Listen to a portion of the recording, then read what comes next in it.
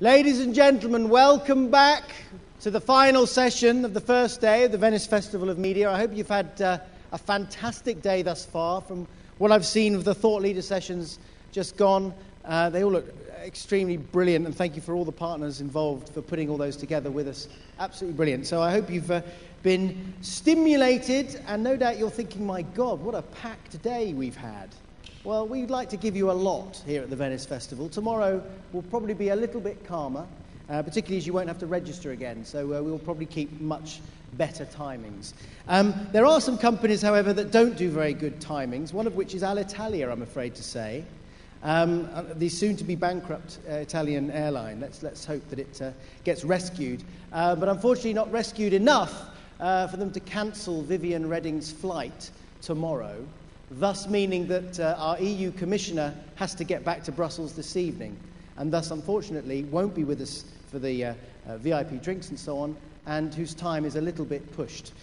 So thank you very much, Viviane, for being here and for speaking. So, just to set the scene for those of you non-Europeans in the room, there are a number of important policy directives going on in this region of Europe at the moment, not least the TV Without Frontiers directive, for which Viviane is a part.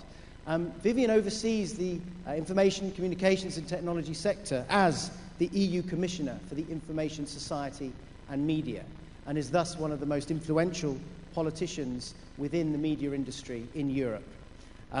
As our sector, combined with technology, accounts for about 40% of European GDP, we are quite important to her, and she is thus very important to us. And her views on the media business, on advertising regulations and media regulations will impact on our businesses in the coming months and years. So I'm fascinated to hear what Viviane has to say. Ladies and gentlemen, please welcome the EU Commissioner for Media, Viviane Reding.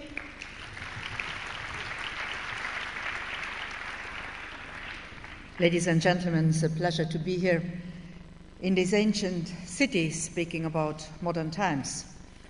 And about modern times, that is convergence. Convergence between the information society, between technology and the media sector. Now, you certainly think we got it. Well, we didn't get it such a long time ago. I still remember it was in September 2004. I was in this place 200 meters further to the beach with the representatives of the European film business. And they were scared. They said, how can you do that in the Commission, to take out the film from culture and put it with these terrible telecoms? They are going to eat us.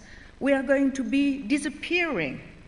I had to convince them very strongly in order to say that no, the only way for the content to survive is to keep it in balance with the telecoms, is to do it in such a way that the information society and the media services become a win-win situation. So they trusted me. Since then, I have tried to get this win-win situation rolling. Why did I try to get it rolling? Simply because I very strongly believe that nobody buys technology. People buy content, and they use technology as a means, as a technique, in order to get to services, in order to get to content. And that is why content is at the center of it. Content leads the technology.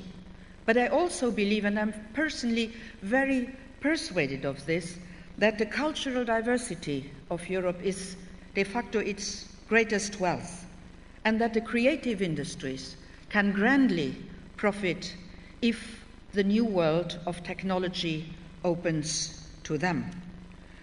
If we want, of course, to have this equilibrium, we need also to have the technologies which work. And that is why I'm working very strongly in the European Commission in order to get our broadband penetration better than it is. Oh, I could be very happy, ladies and gentlemen, because in matters of broadband penetration, we got the 4 world leaders in Europe. The 5th country is South Korea. United States is only 9th. So I got 8 European countries which are doing better than the United States, but that's not enough. I want more than half of my countries to become world leaders, because broadband is going to lead the future. And very rightly so, also mobile broadband. And there I feel much more confident about Europe, because we have today in mobile telephones a penetration rate of 112% on average in Europe, with peaks over 150%, which tells you very clearly where Europe is going. Europe is certainly going to go mobile broadband. And that means a lot of content which is going to be needed. Ladies and gentlemen, if we recognize the crucial role of content, we have also to acknowledge the essential contribution of advertising. It is de facto most free-to-air audiovisual media services and other content platforms only can live because of advertising revenues, unless they benefit from public funding. But public funding starts to be less and less powerful because of budgets which are not filled as they should be. And as a former journalist, I very well know about the interactivity between written audiovisual content and advertisement. And I really do trust also that advertisement is much more than a commercial activity. It is a social phenomenon with a great impact on public opinion and on society. Commercial messages using mass media as their vehicle are persuasive, powerful forces. They shape attitudes, they shape behavior in today's world with a great influence on public opinion. And this promotional role, coupled with a high impact on public opinion, has led regulators, political leaders to regulation. The question today is, how do we adapt this regulation to the changes in the media landscape? How do we go with digitization, with the growing importance of the internet, with the user-generated content? How is this going to change the way we link to advertisement? How are we going to adapt our rules to these new realities? I know perfectly well what you are thinking. You think we shouldn't adapt anything, we should scrap the whole thing. Well, I believe that we should, on the contrary, bother combining the societal responsibility, which is also your responsibility, with the sparking innovation that advertising brings. And regulation should not extinguish this spark of innovation, but help it burn brighter. And it is what I try to do and have been doing in the reform of the Television Without Frontiers Directive, which regulates the audiovisual media in Europe and which has been changed into the new Audiovisual Media Service Directive as from December 2007. This legal instrument primarily enables media industries to realize the potential of the internal market without frontiers. And here is a very important element I would like to put on the table. You have the choice.